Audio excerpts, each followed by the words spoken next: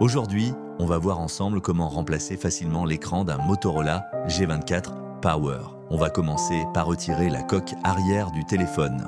Pour cela, on va chauffer légèrement l'arrière du téléphone afin de ramollir l'adhésif qui maintient la coque en place. Vous pouvez utiliser soit un sèche-cheveux, soit un décapeur thermique en fonction de ce que vous avez à la maison.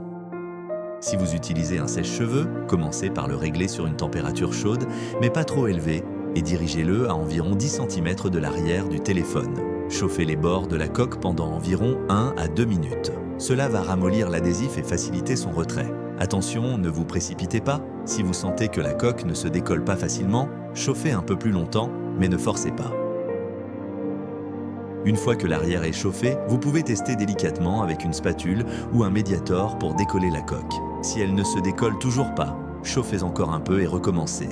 Une fois la coque retirée, vous serez prêt à passer à l'étape suivante.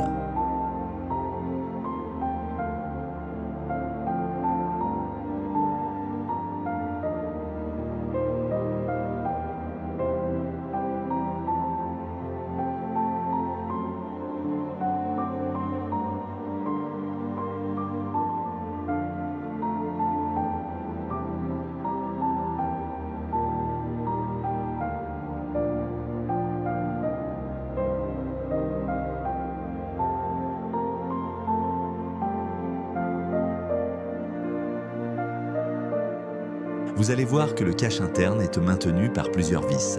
Ces vis sont généralement autour du bord du châssis et parfois sur des parties spécifiques du téléphone. Prenez votre tournevis et commencez à retirer les vis une par une. Soyez délicat car elles peuvent être petites et fragiles. Ne forcez jamais si elles semblent difficiles à retirer. Utilisez une pression douce et constante.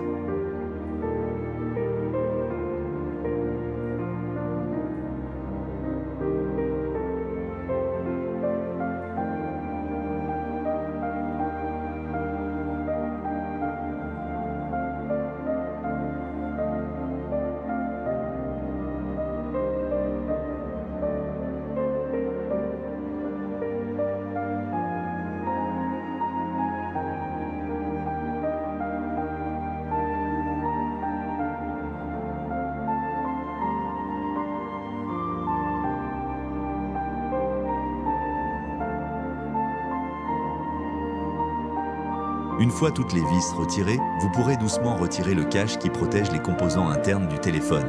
Utilisez une spatule en plastique ou un outil d'ouverture pour faire levier si nécessaire, mais soyez prudent pour ne pas endommager le châssis.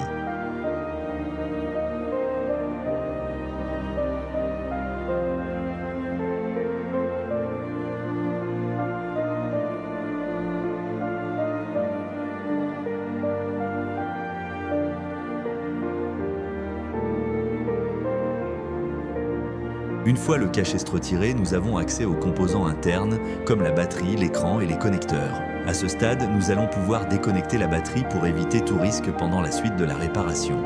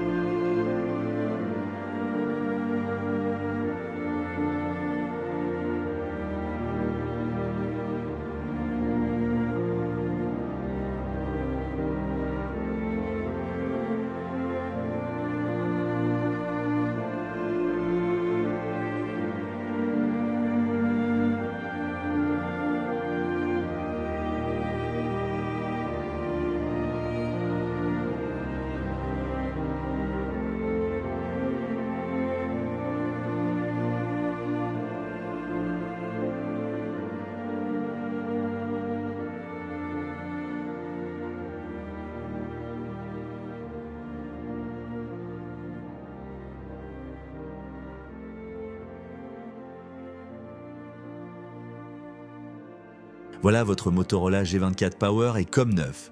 Si ce tuto vous a aidé, n'hésitez pas à mettre un pouce bleu, vous abonner à la chaîne et poser vos questions en commentaire. À très bientôt pour un nouveau tuto réparation.